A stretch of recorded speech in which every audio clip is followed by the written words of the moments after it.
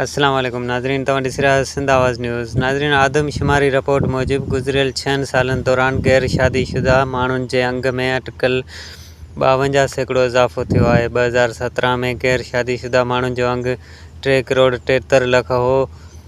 शुमारात खाते जी रिपोर्ट मूजिबि पंजाब में गैर शादीशुदा माण्हुनि जो अंग सभ खां वधीक 2 करोड़ 36 लख आहे। सिंध में 95 लख 86 हज़ार, खैबर पख्तूनख्वा में 66 लख 62 हज़ार, बलोचिस्तान में 21 लख 81 हज़ार, जॾहिं त इस्लामाबाद में 4 लख 86 हज़ार शहरी कुंवारा आहिनि।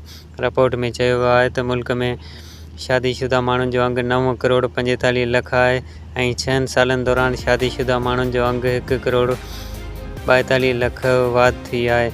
रिपोर्ट मूजिबि ताज़ी आदमशुमारी में तलाक़ याफ़्ता ऐं बेवा औरतुनि जे अंग में घटिताई रिकॉर्ड कई वई आहे। मुल्क में तलाक़ याफ़्ता औरतुनि जो अंग 4 लख 99 हज़ार आहे। 2017 में तलाक़ याफ़्ता औरतुनि जो अंग 5 लख 15 हज़ार हो।